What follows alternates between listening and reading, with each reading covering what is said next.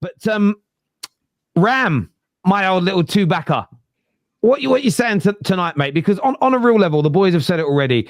Players tonight awful in their application, mistakes everywhere. Salah lazy, the whole shebang.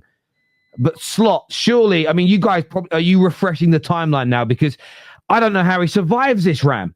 I don't either, man. I really do. I've made my point clear on Saturday. I've made it clear ever since that Nottingham Forest game that I wanted the manager to go. I don't like to say the whole Slot out. I still think he deserves a little bit of respect when he leaves because he did give me number 20, and I'll be forever grateful for it. But look, back to back losses by a 3-0 deficit is quite mad. 3-0 against City, 3-0 against Nottingham Forest, and then 4-1 against PSV, and 2 of them were in your own gaff. I'm sorry, man. There is no escaping that. There is no escaping that.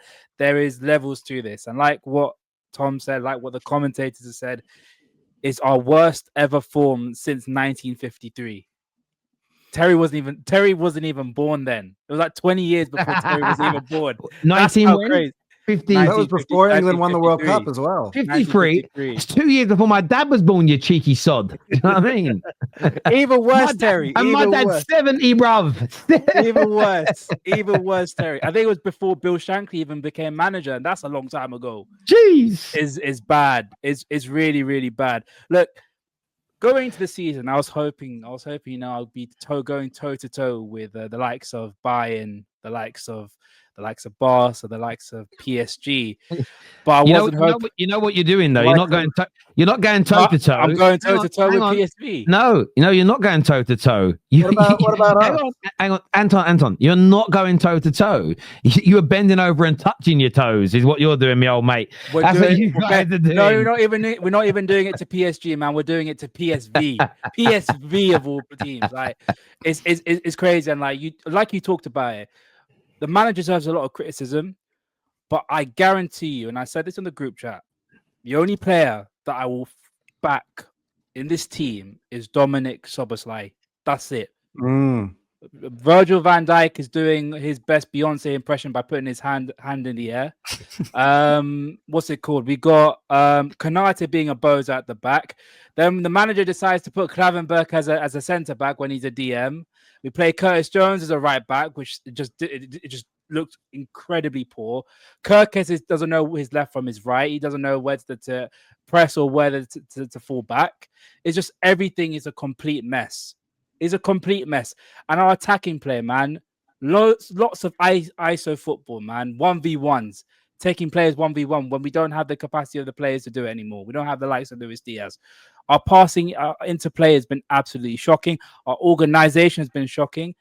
And this all stems back to what I've been saying. The manager deserves a lot of criticism, 100%. He deserves to go. The records that we have is inexcusable. He's breaking all the wrong records. But some of these players are getting away with murder, getting away with absolute murder. I feel sorry. I feel sorry for Szoboszlai. He's the actually only one going. I saw at one point when PSV were counter-attacking us, Szoboszlai went past 7 people from the PSV penalty area to get back and defend. Where is that fight from our other players? Where is it? If it was me, I would take the captain's armband off of Van Dijk and give it to Szoboszlai. Because that's how poor our leadership has been. That's how poor the desire has been. And I get it. The manager's setting us up to fail. But at least show some damn fight in your own home, bro. But no, not only the managers let Anfield be a whorehouse, the players have let Anfield be a whorehouse as well, because everyone is penetrating us left, right, and centre, man, in our own home. Ahead. The opposite of exciting, though, I suppose, Rack, is your feeling towards football at the moment. It might be a little bit like me. I don't look forward to Man United games. You feeling that way with Liverpool, where it's like, oh, we play again? It's a weird one. So I haven't been on for a few weeks. I was away on a holiday and avoiding us. Yeah. It was time difference. I was in Japan, so I had a bit of an excuse. KJ can verify. So. Oh, bonjour. That's a very English joke for everybody wondering. It's playing the dumb Englishman, not understanding other languages, in case you feel I'm being offensive. But anyway, sorry, Rack, back to... Got to explain jokes to the younger generation, because some of them are a bit... Hey, me and Rack got it. I know. You're a bit of an old solo, aren't you, Ram? But sorry, back to you, Rack. Sorry, my friend. Yeah, so... and I think our poor form started just before then. And then when I was away in Japan, obviously we beat Real Madrid, and I thought, okay, maybe that's the catalyst. And as a football fan, sometimes you think you try and be positive, right? You get a win, or you show some signs, and you think, okay, now that's the team that I know, that's the team that I recognise. We should push on from here. We've signed good players. We haven't been playing well, but when you sign quality, you expect after a period of time that things get better. And they've got progressively worse. And look, in the same way that we've taken the piss out of Chelsea and Arsenal and Man United, football, what goes around comes around. Football is cyclical. And I completely understand why people are criticising us. We deserve criticism. And obviously we're critical of ourselves. One of the things that I've always said, Tel, is like, I love Liverpool. I love Liverpool fans, but we have this thing where we kind of, maybe it's like an air of superiority. And I've always said, actually, deep down, we're all pretty much the same. Arsenal fans are the same as Liverpool fans are the same as United fans are. If things start going badly, then we throw our toys out of the pram, we go crazy, we shout and scream.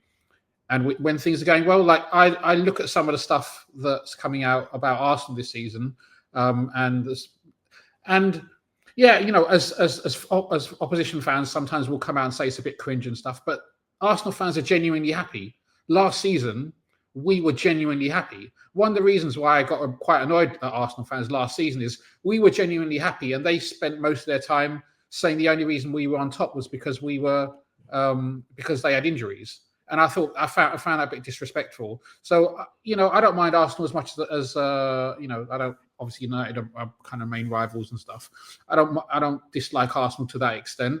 And it is, when Eze signed for Arsenal, it was a nice moment and all that kind of stuff. So, those are the nicer sides of football. When you're losing like we're losing at the moment, I'm not a content creator. I haven't got my own channel, so I don't. When you were saying it comes a lot about personality. For me, I've just kind of gone a bit quiet. I'm not tweeting as much. I'm not watching as much stuff that's Liverpool related, and that's just because I'm not really the kind of person who throw my toys out of the pram or shout and scream. At least not on YouTube. I'll do it at home on the TV or in the stadium or whatever. Are you implying Terry does that? No. But we all do. I do that. Yeah, he's implying I do it. But people entitled to respond how they want to respond. There's no right or wrong. The thing with it is this: is that again, I mean, I do have a choice. I don't have to go live, although it's my job. Right? It'd be weird to not do my job. But I think that's part and parcel of it. With content creators, a lot of people think. I think certain people on TikTok definitely fake it. But I think there is this element of. Sometimes you don't really want to go on. When we lost the Europa League final to Villarreal, more so than Spurs, I don't remember that stream, and I was stone cold sober. I was so angry I didn't want to be there, and that's why sometimes you'll see people afterwards doing their. I say the other day, right? He's a content creator; it's his job, whether people like it or not, and he's fuming. If he would have done what he normally did before content was a thing, he'd have gone home angry. But by the time he spoke to people at work the next morning, he'd have calmed down. But it's different.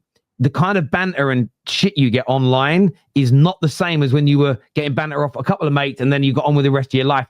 So that's why you sometimes see a more visceral and more angry reaction from people. It's because, I've got to face all that. And it's there. Whether it's conscious or subconscious, it's there. It absolutely is on every single level. So I do get it, mate. I do get it 100%. And up until recently, I've been pretty adamant that I'm going to give Slot more time, and I don't want to say Slot out, but ultimately the manager lives by the sword and dies by the sword.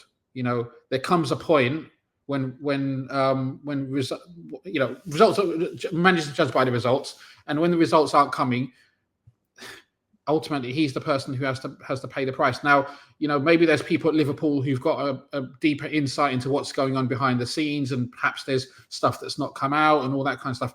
All we as fans can do is speculate, but it looks appalling right now. It looks worse than when the time when Klopp lost all those games at home, when we had those when I had all our centre backs out. We had all our centre backs out. There was arguably a bit of a reason for that happening. Now we're just completely devoid of confidence. No, mate, it reminds me of Gattuso with you guys. It's like sometimes maybe shit, sometimes maybe very shit. It's kind of it's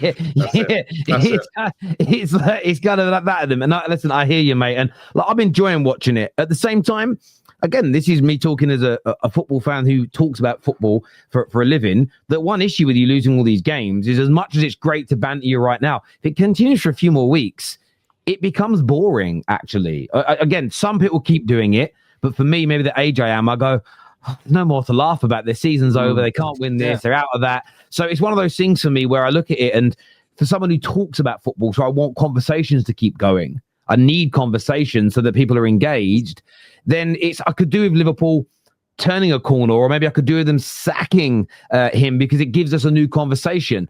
But as a pure United fan, just keep losing every week, please, bruv. It's the same. And you know what? It's like that's a completely normal thing. Like, we've spent the money we spent, and we are where we are, and we deserve criticism for it. We deserve people to laugh at us, because we would be doing it if it was Chelsea, if it was Arsenal, if it was United, and we've done it certainly to Chelsea and Arsenal and United over the years. That's football. You got to give it sometimes, and sometimes you got to take it. Mm-hmm. Yeah, no, I hear you on that completely, mate.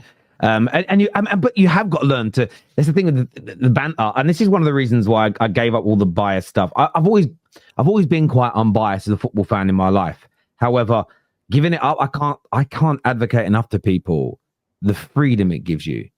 And I'm not lying about, people that go on caravan holidays that go, oh my God, it gives you the kind of freedom that other holidays don't give you. It's not a bullshit line like that. I genuinely feel better praising Liverpool when they're good and criticizing them when they're bad, rather than, even when they're good, looking for, like Arsenal this week, people shitting on the Tifo thing because the club paid for it. I'm sitting there and I'm thinking, oh, did I used to sound like these idiots back in the day? Like, I just find that stuff wet, bruv. Like, it's a dry lunch thing to do. Where I'm from, you don't want to be a dry lunch. It's as simple as straightforward as that.